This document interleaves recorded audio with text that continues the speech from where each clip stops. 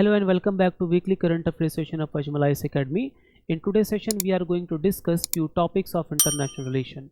So today's discussion first topic will be Cuban energy crisis. After that, we will discuss the ongoing crisis in West Asia, जो कि अब तक de-escalate होने का नाम नहीं ले रहा है. After that, we will see कि किस तरह से ट्रेड वॉर्स के बीच में WTO के सामने कौन कौन से चैलेंजेस हैं, उन चैलेंजेस के बीच में इंडिया का क्या स्टैंड होना चाहिए, इंडिया की क्या अप्रोच होनी चाहिए. And last but not the least we will see the issue of space junk, कि किस तरह से हर चीज़ में सैटेलाइट्स के बढ़ते हुए रोल की वजह से स्पेस में एक नए चैलेंजेस हैं और उन चैलेंजेस को अब तक हम प्रॉपरली एड्रेस क्यों नहीं कर पा रहे हैं. So let's begin today session with the first topic that is Cuban fuel crisis. ठीक है, इससे पहले हम लोगों ने कहीं ना कहीं हिस्ट्री में एक और क्राइसिस पढ़ा था जिसका नाम है क्यूबन मिसाइल क्राइसिस. तो वीवर्स, क्यूबन मिसाइल क्राइसिस के बारे में कमेंट बॉक्स में हमें बता सकते हैं कि किस ईयर में हुआ था और इसके बाद कौन सा बड़ा इवेंट ट्रिगर हुआ था.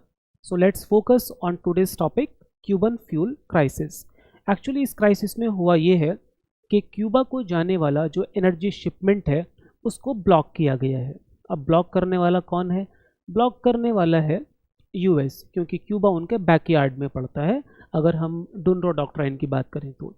अब इस एनर्जी शिपमेंट को रोकने का इम्प्लीकेशन क्या हुआ?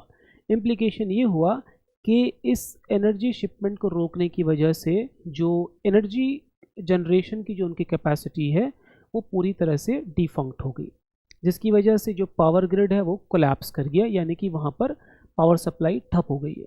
पावर सप्लाई ठप होने की वजह से जो डिफरेंट इकोनॉमिक एक्टिविटीज़ हैं, जाहिर सी बात है उनको पावर नहीं मिलेगी तो वो भी काम नहीं करेंगे. तो इकोनॉमिक स्टैंड स्टिल जैसी सिचुएशन क्रिएट हो गई है और साथ में फूड सिक्योरिटी से रिलेटेड क्राइसिस भी वहाँ होने के चांसेस हैं. क्यों? क्योंकि जो रेफ्रिजरेटर्स बड़े बड़े होते हैं वो कहीं ना कहीं बिना इलेक्ट्रिसिटी के काम नहीं करेंगे. अब सवाल ये उठता है कि क्यूबा जैसे छोटे से कंट्री के साथ अमेरिका जैसा इतना पावरफुल कंट्री ऐसा ब्लॉकेड क्यों क्रिएट कर रहा है? आंसर इज़ दैट कि मजबूर करके वहाँ पर रिजीम चेंज करना. रिजीम क्यों चेंज करना? ताकि जो नया रिजीम हो वो प्रो यूएस हो और यूएस के हिसाब से वो काम करे. अब ये जो हॉस्टिलिटी है यूएस और क्यूबा के बीच में, ये कोई आज की नहीं है, इसकी एक पुरानी हिस्ट्री है. आइए हम उसको देखते हैं. 60 ईयर्स ऑफ एनिमिटी.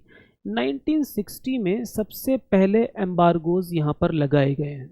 ऑलराइट, 60s में क्या हुआ था? क्यूबन रेवोल्यूशन हुआ. क्यूबन रेवोल्यूशन के बाद वहाँ पर फिदेल कास्ट्रो पावर में आते हैं और उस रेवोल्यूशन के बाद ये हुआ कि रेवोल्यूशन से पहले जो बिजनेसेस वहाँ पर अमेरिकन्स ओन करते थे उस ओनरशिप को क्यूबा की तरफ कहीं ना कहीं शिफ्ट कर दिया गया, जिससे अमेरिका को लॉस हुआ.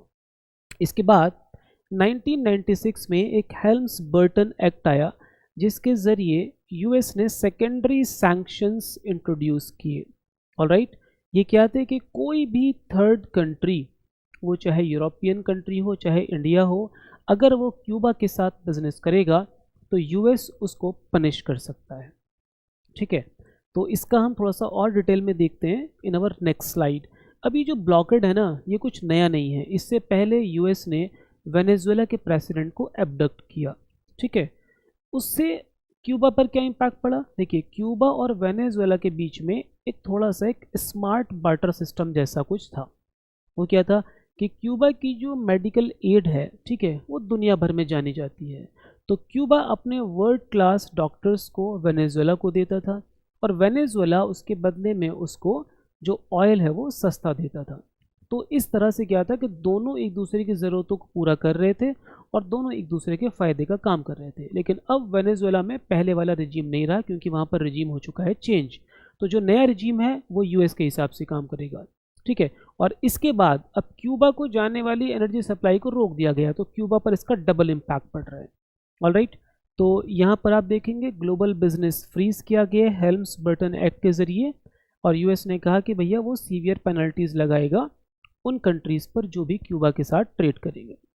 इसके अलावा क्यूबा को टैग कर दिया गया as a state who sponsor terrorism. अब अगर आपके ऊपर ये टैग लग जाए कि आप टेररिज्म को स्पॉन्सर करते हैं, तो इस टैग के साथ जो ग्लोबल फाइनेंशियल आपके इंस्टीट्यूशंस हैं उनके साथ आपको डील करना बहुत मुश्किल हो जाएगा और ये आपके पूरे बैंकिंग सिस्टम को पैरालाइज कर सकता है. और इन सब के पीछे जाहिर सी बात है डोमेस्टिक पॉलिटिक्स भी बिल्कुल होगी. तो इसमें आगे क्या है? अब देखिए इसमें दो चीज़ें हैं, एक यूनाइटेड नेशन क्या कर सकता है और इसमें इंडिया की अपनी अप्रोच क्या होनी चाहिए। भाई इंडिया बेसिकली इस तरह की किसी भी चीज़ को स्ट्रांगली अपोज करता है जहाँ पर ठीक है इनोसेंट सिटीजन्स को पनिश किया जा रहा हो अपने पॉलिटिकल स्कोर को सेट करने के लिए। ठीक है, तो बेसिकली यहाँ पर यूएस की कोशिश ये है कि क्यूबा में रिजीम चेंज हो, उनको अपना पॉलिटिकल स्कोर सेट करना है, जो कि एक बहुत पुरानी एनिमिटी चली आ रही है, लेकिन इसका खामियाजा अल्टीमेटली उन सिटीजन्स को भुगतना पड़ रहा है जिनका इसमें कोई लेना देना नहीं है।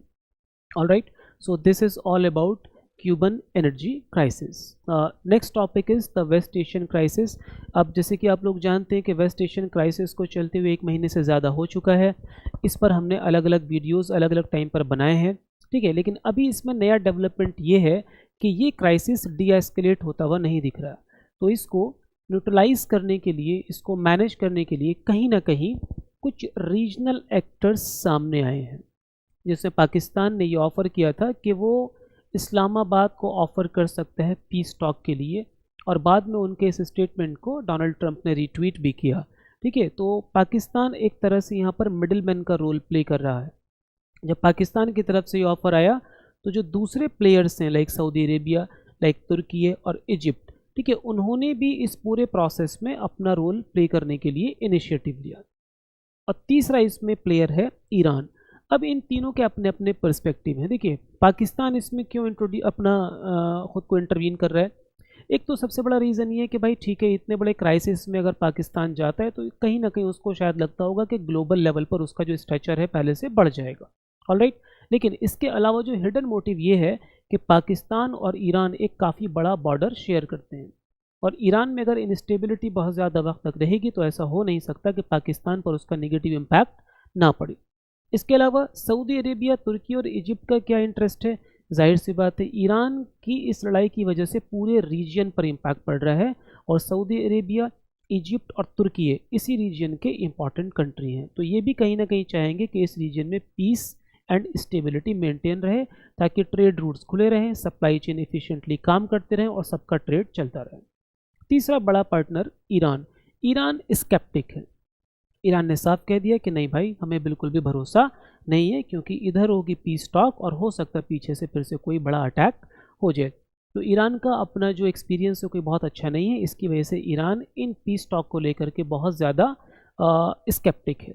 अब यहाँ पर इंडिया का क्या इंटरेस्ट है वो देखते हैं। देखिए इंडिया के यहाँ पर प्राइमरीली 3 इंटरेस्ट है। नंबर 1 एनर्जी सिक्योरिटी, हमारा पेट्रोल और हमारी गैस, ठीक है, बहुत ज़्यादा इस रूट से आती है। गैस में तो हम बहुत ज़्यादा डिपेंड हैं इस रूट पर, जो कि स्ट्रेट ऑफ हॉर्मुज़ की तरफ से आता है।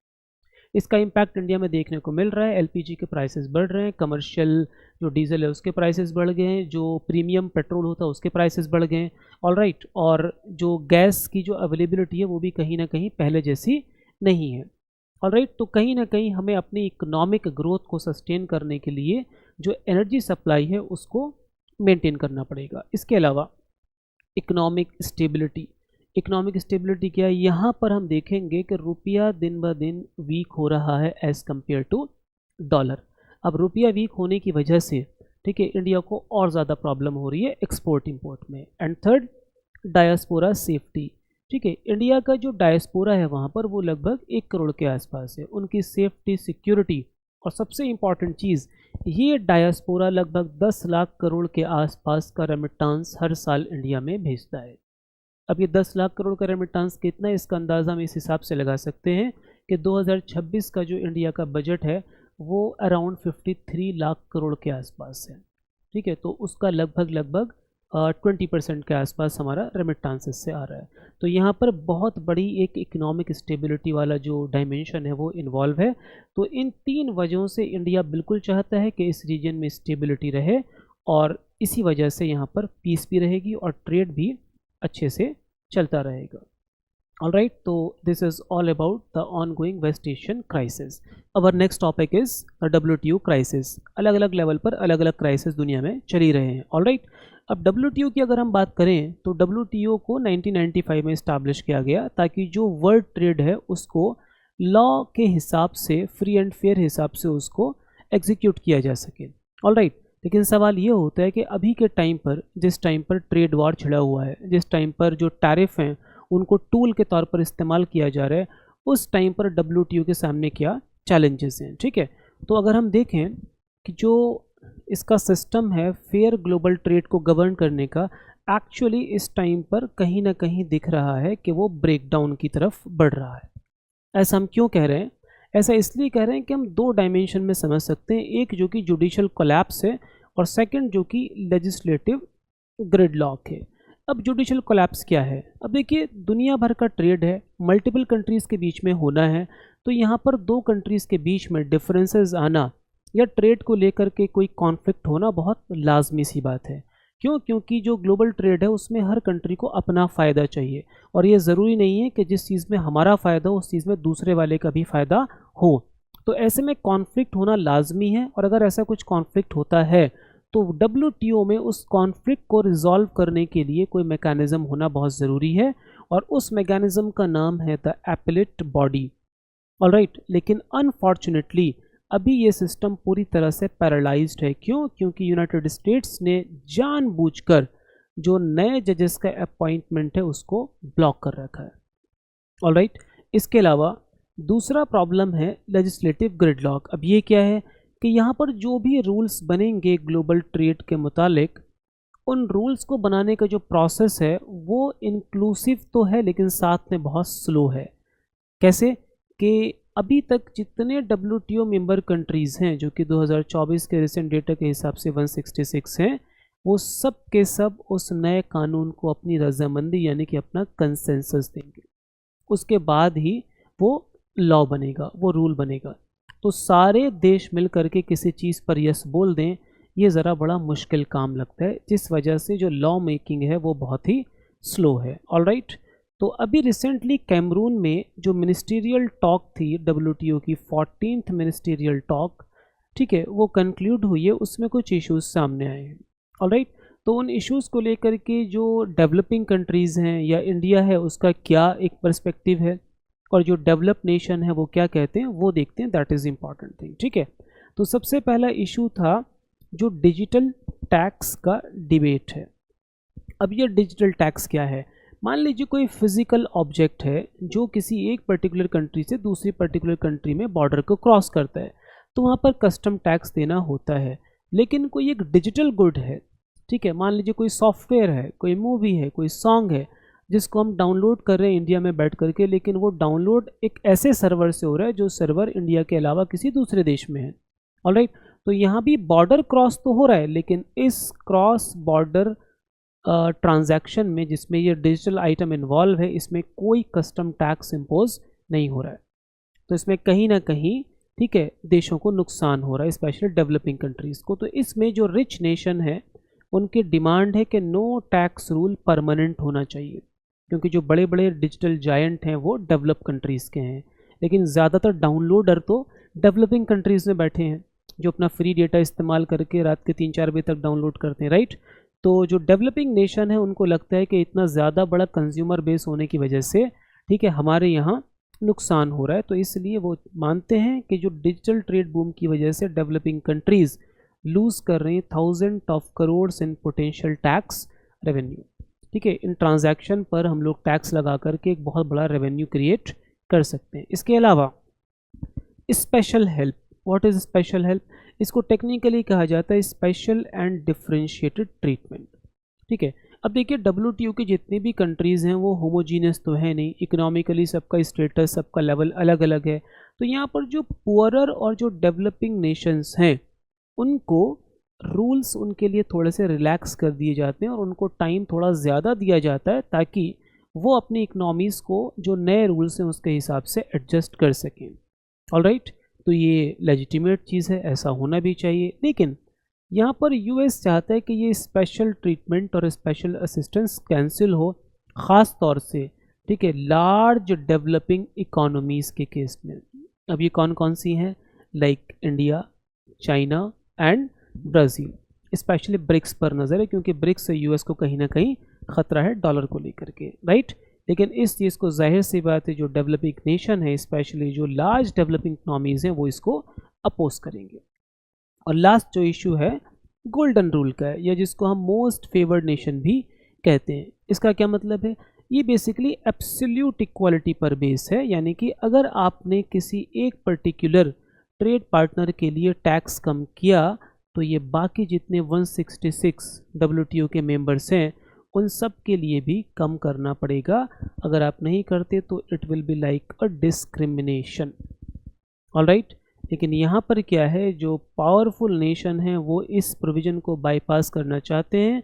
क्यों? क्योंकि वो टैरिफ के ज़रिए अपनी बात मनवाने की कोशिश कर रहे हैं। ठीक है, जो देश नहीं मान रहा उसके ऊपर हाई टैक्स इम्पोज कर दीजिएगा in terms of tariff. Alright, और इस चीज़ को जो डेवलपिंग नेशंस हैं वो स्ट्रांगली सपोर्ट करते हैं। So this is all about the issues which were raised in the ministerial conference 14th of WTO। Alright, अब जो इसकी रूल बुक है उसको लेकर के इंडिया का अप्रोच क्या है, उस इंडिया का अप्रोच समझने से पहले दो तरीके समझते हैं। एक रूल बनाने का तरीका है इंक्लूसिव पाथ, यानी कि जहाँ पर मल्टीलैटरल एग्रीमेंट हो, यानी कि WTO के ऑल मेंबर्स यानी कि 166 मेंबर्स कंसेंसस के साथ कोई भी रूल बनाए। इंडिया इस वाले तरीके को अग्री करता है। दूसरा तरीका क्या है, एक्सक्लूसिव पाथ, यानी कि प्लूरीलेटरल एग्रीमेंट, यानी कि कुछ प्राइवेट साइडेड डील्स हो जिनको ऑर्केस्ट्रेटेड किया जाए small exclusive group of countries के ज़रिए और बाद में उसको नॉर्मलाइज कर दिया जाए WTO के ज़रिए। तो ये बेसिकली यहाँ पर थोड़ा VIP कल्चर देखने को मिलता है, यहाँ पर इकोनॉमिक डोमिनेशन देखने को मिलता है और ये एक्सक्लूसिव है, तो इंडिया इसको ना बोलता है। तो this is all about the ongoing issue with WTO and India's stand. The last topic of today's discussion is the crowded sky. Crowded sky, basically this topic is all about space junk. You know, over a period of time, आज के time पर जितना ज़्यादा digitalisation हुआ है, तो इस बढ़ते हुए डिजिटलाइजेशन की वजह से जो सैटेलाइट कम्युनिकेशन है या जो सैटेलाइट नेटवर्क है या सैटेलाइट टेक्नोलॉजी जिसको कहें, वो और ज़्यादा इम्पॉर्टेंट हो गई है। ठीक है, इसके इम्पॉर्टेंस बढ़ने की वजह से अब बहुत सारे प्राइवेट प्लेयर्स भी सैटेलाइट के बिज़नेस में आ गए हैं। तो आज से 20, 30, 40, 50 साल पहले जितनी सैटेलाइट छोड़ी जाती थी, आज के टाइम पर उससे कई गुना सैटेलाइट्स को रिलीज़ किया जाता है, स्पेस में भेजा जाता है। ठीक है, अब इतनी ज़्यादा सैटेलाइट भेजे जा रही, ये तो एक अच्छी चीज़ है, कम से कम साइंस एंड टेक्नोलॉजी में डेवलपमेंट हो रहा है। लेकिन प्रॉब्लम ये है कि जब ये सैटेलाइट स्पेस में चली जाएगी, अपने ऑर्बिट में चली जाएगी, तो ऐसा तो नहीं है कि सैटेलाइट हमेशा हमेशा के लिए काम करेगी, इसका भी एक लाइफ टाइम है। उस लाइफ टाइम के बाद ये तो जंक बन जाएगी। ठीक है, और जंक बनने के बाद फिर इस सैटेलाइट का क्या किया जाएगा? ठीक है, क्यों? क्योंकि अगर कोई सैटेलाइट पुरानी होने के बाद वहाँ डिस्ट्रॉय होती है, वहाँ मतलब स्पेस में, तो उसका छोटा सा टुकड़ा भी स्पेस में 28,000 पर किलोमीटर की स्पीड से मूव करता है। और इतनी तेज़ी से मूव करता हुआ छोटा सा टुकड़ा अगर किसी बड़ी फंक्शनल सैटेलाइट से टकरा जाएगा तो वो कम से कम 100 टुकड़े और क्रिएट कर देगा। फिर ये 100 टुकड़े फिर 28,000 किलोमीटर पर आवर की स्पीड से मूव करेंगे। ये पता चला 100 और ऑब्जेक्ट से टकरा गए तो ये और कई सारे लाख जो डेब्री हैं उनको क्रिएट कर देगा। तो ये चेन रिएक्शन क्रिएट होगी जो कि अनकंट्रोल्ड होगी, और इस फिनोमेना को बोलते हैं द कैसलर कैस्केड। ठीक है, तो अभी ज़रूरी है कि स्पेस के ऑर्बिट्स को लेकर के उनको किस तरह से इस्तेमाल करना है, उनको किस तरह से यूज़ करना है, उसको लेकर के कुछ रूल्स बनाए जाएं। ऑलराइट, अब यहाँ प्रॉब्लम क्या है? प्रॉब्लम ये है कि इसको लेकर के रूल है कौन सा? Outer space treaty, sorry. ठीक है, लेकिन ये कब की है? 1967। 1967 ये वो दौर है जिस टाइम पर स्पेस की रेस में दो कंट्रीज़ इन्वॉल्व थे, one is US and second is USSR। अगर हम आज का टाइम देखें तो UAE जैसा छोटा कंट्री भी अपनी सैटेलाइट्स को स्पेस में भेज रहा है। तो आज सैटेलाइट कम्युनिकेशन को लेकर के ज़्यादा कंपटीशन है, इसलिए ये जो आउटडेटेड लॉज हैं इनको चेंज करना पड़ेगा। दूसरी बात क्या है? Data blackout. अब जो सैटेलाइट्स हैं ये आपके कम्युनिकेशन के लिए बहुत इंपॉर्टेंट लिंक होती हैं। ठीक है, तो ऐसे में इनकी जो लोकेशन है उसको रिवील करना हो सकता है कि किसी कंपनी के कमर्शियल इंटरेस्ट या किसी कंट्री के नेशनल सिक्योरिटी के साथ ये कॉम्प्रोमाइज़ कर दे। इसलिए ज़्यादातर कंट्रीज़ या कंपनीज़ अपने सैटेलाइट की लोकेशंस को रिवील नहीं करते, जिसकी वजह से भी एक स्पेस में एक्सीडेंट होने का खतरा हो सकता है कि मान लीजिए किसी ने एक जगह पर सैटेलाइट लगा दी है, हमें नहीं पता वहाँ पर है, ठीक है, किसी और ने वहीं पर उसके आसपास भेज दी, तो यहाँ पॉसिबिलिटी बनी रहेगी।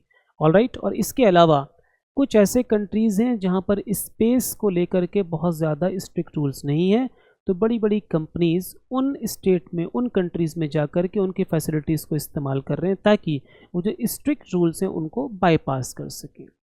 Alright, so this is all about this the issue of the debris in space. अब यहाँ पर इंडिया क्या रोल प्ले कर सकता है? इंडिया दुनिया के सामने गोल्ड स्टैंडर्ड इस्टेब्लिश कर सकता है, सेट कर सकता है। क्यों?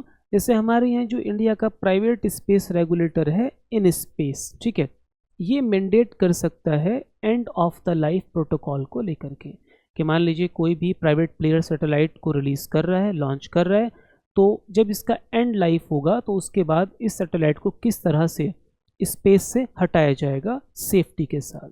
ऑलराइट, तो बेसिकली, और दूसरा क्या है कि इसरो ने एक प्रोजेक्ट नेत्रा शुरू कर ही दिया है। ये क्या कर रहा है? बेसिकली डिप्लॉय कर रहा है specialize early warning radar and optical telescope network. Alright, so this is all for today's discussion. Thank you so much and wish you all the best.